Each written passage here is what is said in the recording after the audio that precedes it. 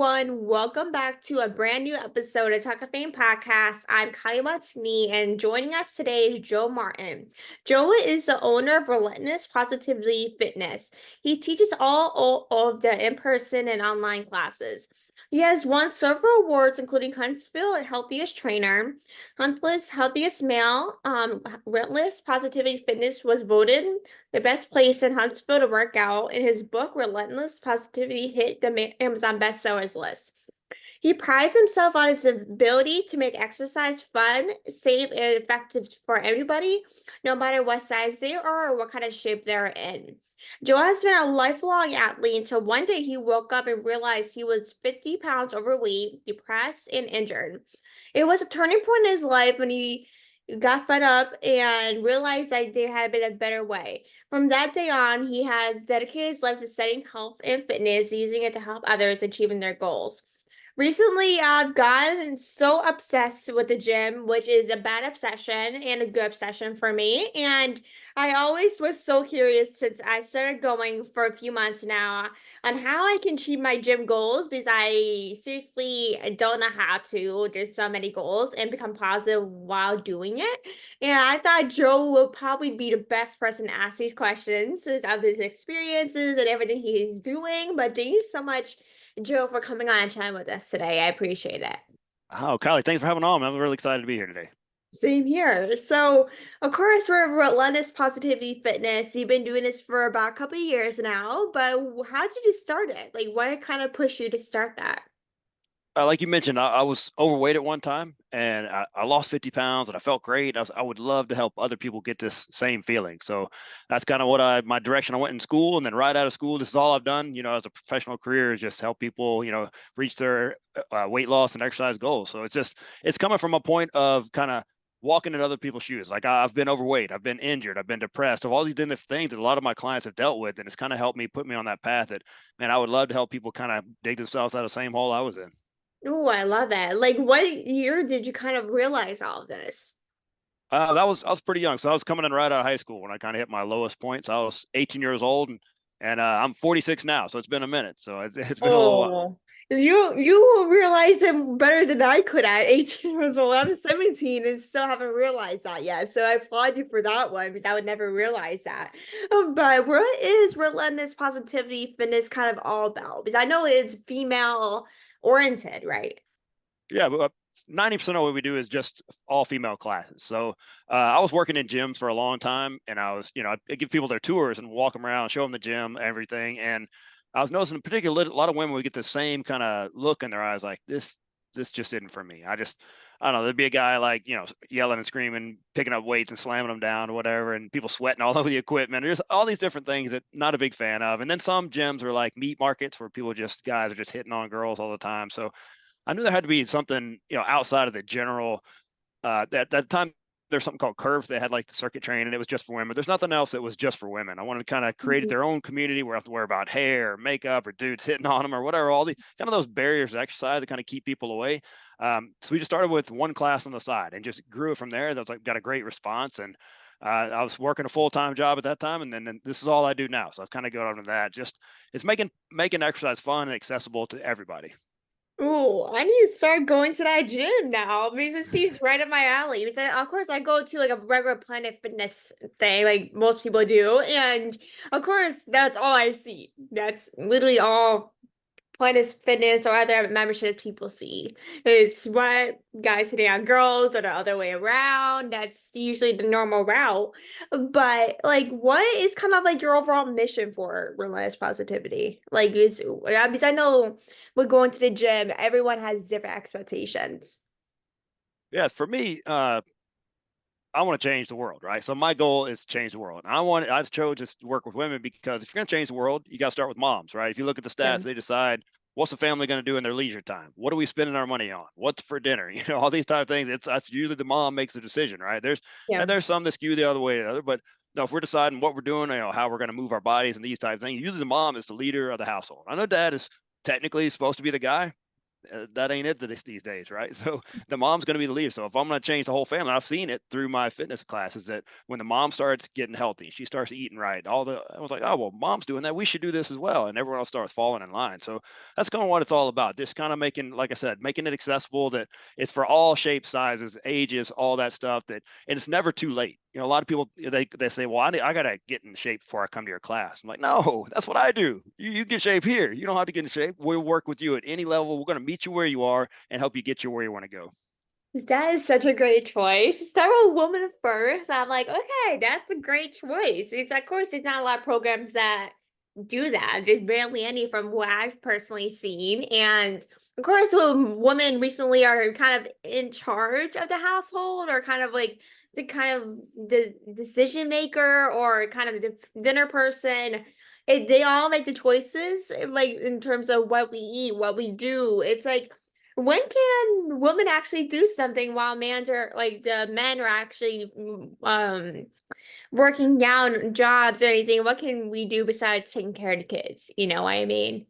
Yeah, and a lot of my clients, it's kind of the niche I've fallen into is women in their 40s, just 40s and 50s, somewhere here that they've been working a career, they've been taking care of kids, and kind of forgot about themselves. They tend to take care of everybody else and forgot about themselves. And now kids are a little bit older, maybe college age, and it's time to focus on me. And they're kind of getting back to, oh, well, I can start taking care of myself. That's where we fit in. It's not a lot of young 20s and 30s like buff, bodybuilder type. It's people that are just getting back into fitness and trying to turn their lives around after, taking care of everybody else. And it's finally their turn. It definitely is. And of course, making time for everybody else besides yourself is so exhausting. It's Yeah, honestly so exhausting. I'm sure you can feel that as well. I honestly for feel sure. that every single day. But it's like with not taking time for yourself, it's very exhausting. It does get annoying after a while to be like, okay, I'm taking care of my kids or my neighbors, my parents, Yeah, whatever it everybody. may be. There are just so many responsibilities that you have at some point someone has to realize, like, okay, when can I actually take time for myself instead of worrying about other people? That's it. Yeah, and if you start taking better care of yourself, guess what? You're going to become a better mom, a better sister, a better friend. All these things, you'll have the energy, the vitality, and all these different things. Everything's going to be better when your body is doing what it's meant to be doing. So taking care of yourself is not selfish. And people kind of look at, oh, well, I have to take time away from doing this and that. Well, it's not selfish. You got to take care of yourself if you're going to take care of anybody else. Yes, exactly. But how can we be positive when working out? Because of course, we're coming a lot of stress. Personally, I'm like sometimes I stress when I'm working out and don't know what to do. But like from your experience, like how can we be positive when working out and take care of ourselves? I think the first step is kind of switching that mindset from I have to go work out or I feel obligated to work out that you get to work out.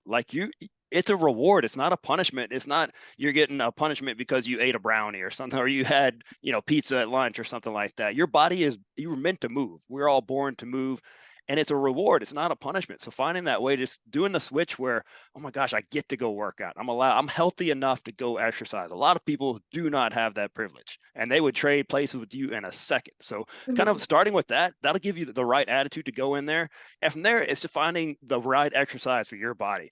It doesn't matter if you think CrossFit is the most effective program out there, Orange Theory, whatever these different things are that you think, oh, that's awesome.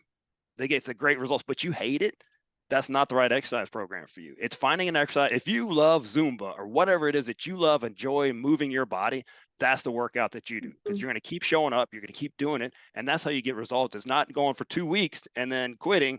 It's something you're going to do 2 to 3, 4 times a week for a consistent basis and something you can do sustainably. That is such a fact because, of course, like if you have a gym membership, you always want to stay persistent because, of course, you're spending money out of your paycheck to work out. Of course, like you said, we were born to move our bodies in different ways, and of course, not every workouts for you. Not every workout is supposed to be for you. Not everything is like there's so many different strategies, whether it's Zumba, there's regular Planet Fitness workouts or Yeah. whatever dance classes. there's different ways, but it's a matter of, okay, like, do I want to stay persistent, like go 2, 3 times a week like I do? I go like 2, 3 times a week. And depending on the schedules, but who knows, like not that might not be the best option for everyone. They might not have the time, they might have a couple of kids, work a full-time job. Like not going 2, 3 times a week is edgeable for Yeah. someone. And I think people get caught in that trap that, oh, I have to work out for, 2 hours a day or an hour every day. Hey, if you have 5 to 10 minutes, that's what you have. That's what you don't take zero over, because you can't do an hour. I get a lot of people that caught in that where, well, I couldn't do this, so I did nothing. If you have 5 minutes to exercise, it's great. Use your 5 minutes. It's not ideal, but it's better. Five is better than 0 minutes. Yeah, exactly. It's better than absolutely nothing, Yeah, What better stuff than you just took like 10 minutes ago. that's it. But what are some unique strategies for personal and professional growth? For me, it's something that really helped for me is do it now. When I knew exactly before I started my business, I knew what I wanted to do, how to do it, all these different things, but I was procrastinating because I was trying to be a perfectionist and get it exactly right. Well, this is not a perfect world, right? So Yeah. I've heard a phrase that, perfectionism, that's just procrastination. You know what you want to do, just get out there. I'm a ready, shoot, aim kind of guy now. So I'll get something started, then fix it as I go. So I think that keeps so many people from doing things because they start overanalyzing doing this and trying to make it perfect. It's not going to be perfect. You got to get started and then fix it as you go. That's been a huge one for me. Um, Another one is kind of fixing your mindset. I've got a mindset coach that's helped me kind of flip things around. And one of the biggest things I've learned from him is anything in life is just a decision. At one time, if you decided I'm bad at math, you decided you were bad at math. It does. It's not a fact. You could get better at math. You could be the best if you get better at math because you just decided I'm bad at math. You probably had some experiences in school where you struggled with things like that. Maybe you just didn't have the right teacher. But or you say I'm bad with money or I'm bad in relationships or things like that. That's just a decision. So if you could decide that way, you could just as easily decide the other way. So man, I think you just look at it that way. If you take the mindset of if you go into a workout saying that, well, I can't do this, you're right. If you've already defeated yourself before you even started something. Why would you ever do that? Just decide if you want to do something that it's already done. And that's half the way getting there. Because then here's what happens. There's kind of this circle that goes. If you've decided, okay, let's say I hear this all the time. Weight loss is hard. So you decided that's your decision up here, and then you go into here, and your actions are going to be, well, I know I'm already going to fail, so I'm not going to do it right. So what happens, if you make one mistake, you completely forget the whole program. You'll see that a lot with people that they're doing really well. In January, they're eating the right things, they're eating salads and grilled chickens and all that. And then they make one slip up and then it's pizza, beer, brownies for dinner, whatever it is, just don't let a slip become a fall. Just go back to that decision that weight loss is not hard, that you can make it happen. I think everyone just messes themselves up before they even get started. Yeah, that's so true because of course with me, I'm like, okay, like let's do this. I end up not doing it.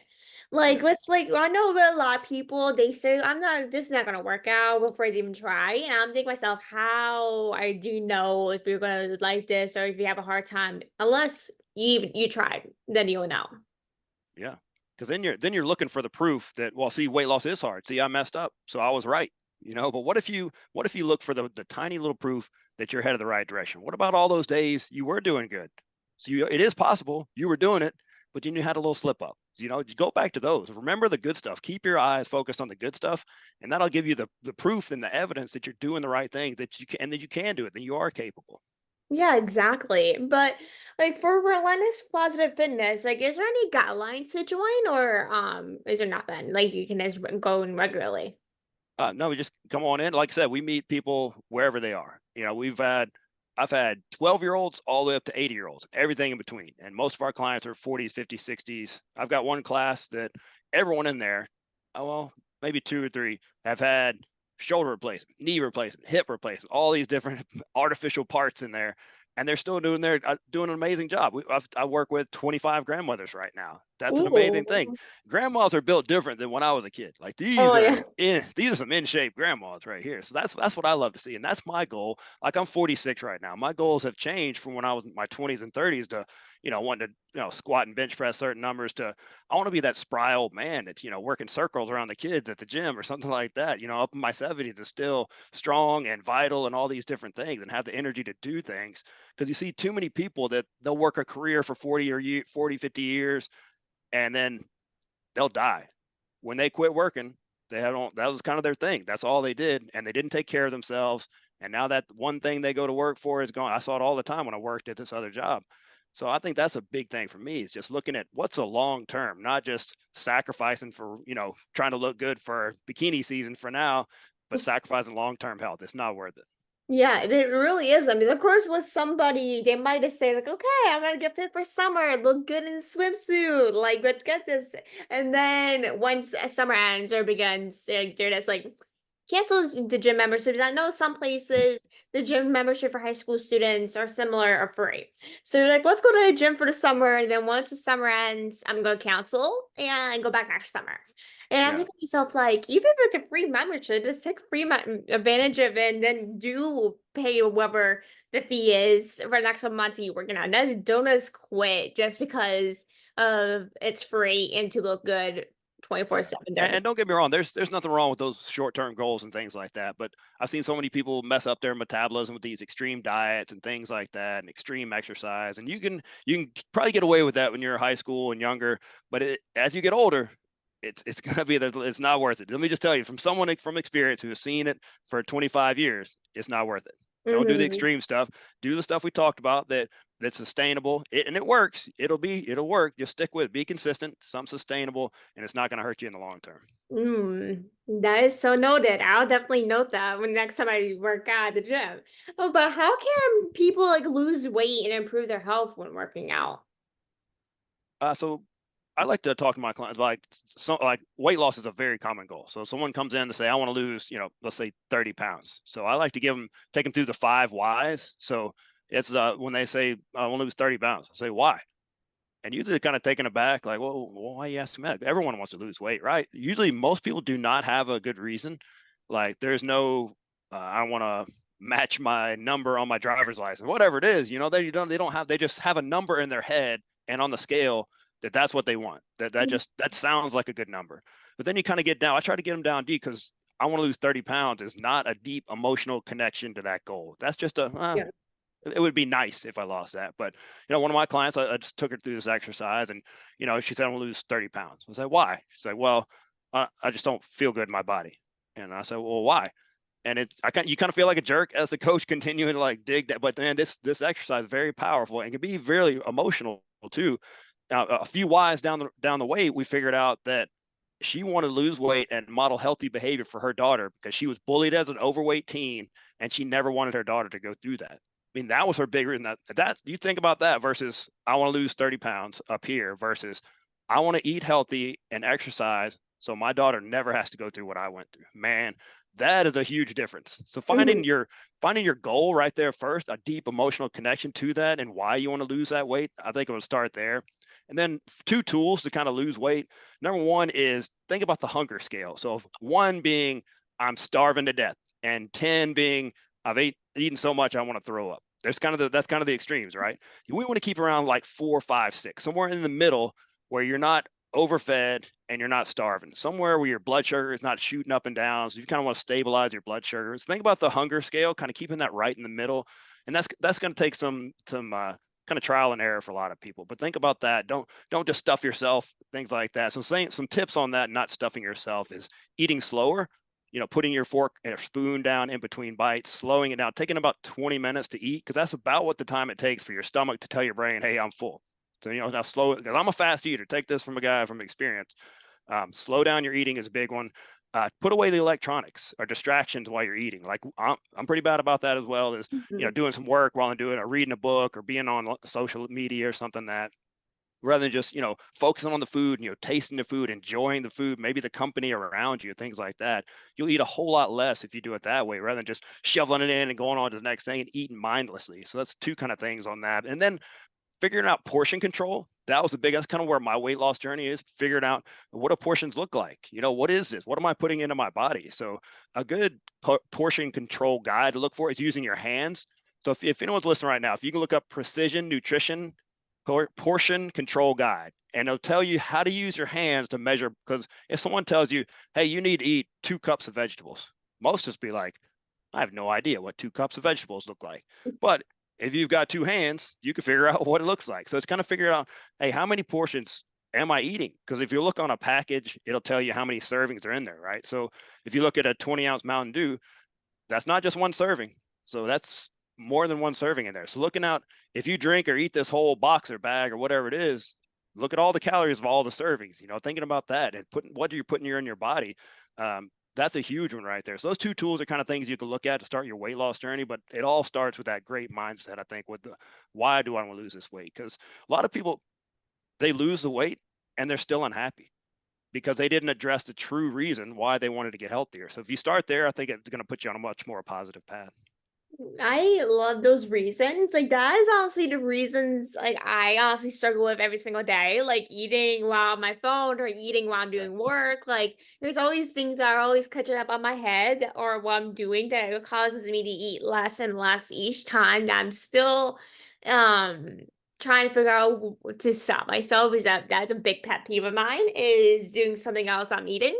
And I have a hard time eating different things when I'm busy and getting distracted. So it's a bad distraction and be able to get distracted by so many things that's like, okay, what can I actually eat besides doing work 24/7? It's finding Yeah. that time to actually make time for your body and actually eating rather than doing something else. Yeah, and that's part of it is having a kind of a plan, not just leaving it up to chance that you're going to eat the right things. Kind of like for a big thing for me is prepping my foods on the weekends. Chicken, vegetables all cut up and ready to go. That way I can just pull it out when the week is busy. I can just pull it out and I'll have a healthy meal just sitting there waiting on me, rather than having to go through a drive-through or happen to how you are when you're busy and you're like, man, I don't feel like making anything right now, so I'm going to just eat whatever junk happens to be in the house. But if you make it easier to be healthy and harder to not be, and that's the way you want to be. Because if you can just pull something out like, hey, I've got my chicken, rice, vegetables right here, I'll just eat this. What a great, I actually started doing meal prepping now because most of the time when I'm busy or stressed, I just junk eat cookies or something. We all do, yeah. So it's a game changer. So if you can start prepping your foods maybe just on Saturday, Sunday, or something like that, it really pays off. I would start doing that now, and now you gave me the motivation. There you go. Okay, of course, with exercising, a lot of people would be like, "Oh, it's just a regular workout. Like it's no fun. I'm just gonna hurt myself while doing it. It's painful."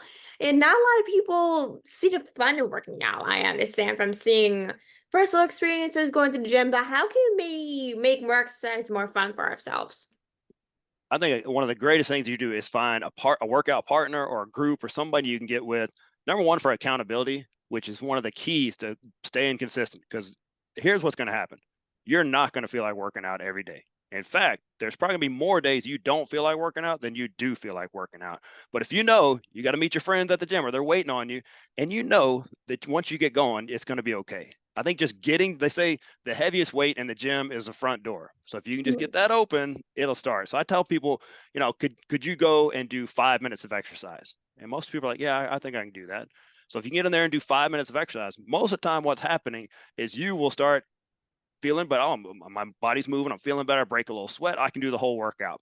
Or if nothing else, like we talked about, you did that 5 minutes. But talking yourself into 5 minutes over 60 minutes is a much easier sell. So I think it's finding that group, somebody you'll meet up with that can lift you up and joke around with and all that good stuff.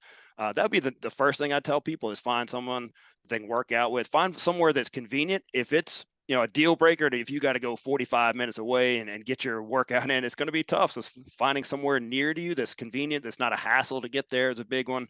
And then, like we talked about before, making it fun. How do you like to exercise? Do you like to maybe you like to lift weights? I enjoy lifting weights. Not everyone does. So if I just force that on everybody else, that's not how things work. So finding some way you move your body that you enjoy, whether it's swimming or biking or hiking or whatever it is, that's what you'll do, and find that. But find the group. I think that'd be the number one.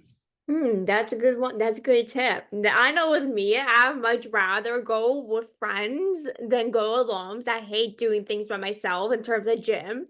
I mean, plus it is going with people that you like know is so much more fun and keeps you more entertained rather than going alone. All right. Yeah, for sure. And plus, a good social life is good for the gym as well. That's a big one for two, is the social life of people. Yeah, a lot of people that come to my class, that's a big part of it. They want to hang out with their friends at class. It's kind of their 1 hour of me time. They can get away from work and the kids and everything else, and just come and focus on themselves and be with their friends. Exercise is also, kind of an emotional thing that you can kind of improve your brain chemistry, all that good stuff, and you'll feel better physically, mentally, emotionally, all that together. So it's all kind of a total package right there. And like, how did like that turning point in your life from being overweight, depressed, and injured kind of encourage you to do something bigger than you did before? I think, if you look back and the worst things you've gone through in your life, it kind of puts you on the path where you're supposed to be. I went through some horrible things, and now I can relate to a lot of people. Like I do mentoring for kids now that, at one time I was in jail, I was on probation, all these different things that people see me now, they're like, no way, you like, yeah, man, it could happen to anybody and anybody can turn themselves around. So at least then being overweight and they're like, there's no way you were ever overweight because they see me now, they see the finished product, right? They didn't see the struggle. So thinking about that is that, uh, I've been injured, depressed, all these different things. I was on the point of suicide, and I've been able to talk to so many teens about that as well. That, hey man, there's a better way. It doesn't have to go like this. So like I said, anytime you're having to go on this path, I think it puts you on where you're supposed because you can relate to people. You're not just like, oh come on man, suck it up, you'll be all right. They kind of say, well you've been down here too. I mean, I'll just come and just talk to them. I'm not trying to fix their problems or anything like that. I'm just going to listen to them. That's the biggest thing people can do. And whether it's working out or if they're depressed or whatever, just kind of sitting with people and just listening to them. I mean, I had to go a whole lot further than that. So I think anything that's happened in my life, I've used that on my page. It's kind of put me where I'm supposed to be, and I think I'm there now. Yeah, 100%. Like that is absolutely awesome. Like, of course, like from being where you were maybe 5 years ago, there's such a big difference between who you are now and who you were 5 years ago. Like, if you see me 5 years ago, I would have never doubted myself doing what I'm doing now. Or being anxiety, of course, pre-pandemic, things were pretty like trying to figure out what's going on. Like, we're stuck Yeah, at home, and that really caused so much anxiety for a lot of people. for sure. And we're being locked down, not having that social interaction, not doing things in person. Of course, going in school in person. There's so many things that got kind of stuck around during COVID and pre-COVID and after COVID. And it really caused a lot of anxiety, depression for everyone in different ways. And not doing what they're used to doing 24/7, whether it's like working, going to the gym, teaching, like there's so many ways, but there's many reasons. Like people can look back on 5 years and be like, oh my gosh, I would never picture myself being alive 5 years later today. Like it's just Yeah, crazy to see how we see ourselves 5 years behind to where we are now is a big thing. absolutely. Yeah. But before we head off, I have some fun questions for you to wrap this episode up. And a bunch of exercise questions for you, so it'll be a good one for you. But do you prefer running or walking? Um, Kind of in between. I like hiking and rucking and things like that. I don't. I go for walks a lot. Me and my wife walk a lot and kind of catch up with our day. I used to run a little bit, only when I had to, but I prefer hiking for me. Oh, that's a good one. I love hiking too. I mean, I'm a runner as well, but I prefer hiking or walking. It's like the thing I find myself the most rather than running for some reason, even though I'm an avid runner. Yeah. Either way is a great way to clear your head. It's a great way to do it. Definitely. And if you could work out with anyone in the world, who would it be? There's a guy named BJ Gador, and he used to be with Men's Health. You may have heard him that way, but back when I was first starting my career, he was kind of the guy that showed me workouts could be fun, and you could be a goofball when you led workouts, and just the way he does his programs, his workouts is amazing. So that would be the guy, BJ Gador. That's my guy. Ooh, that's a good one. But of course, as we see each other like 5 years in advance, talking behind, but where do you see yourself in like 5 years now? So in 5 years, let's see.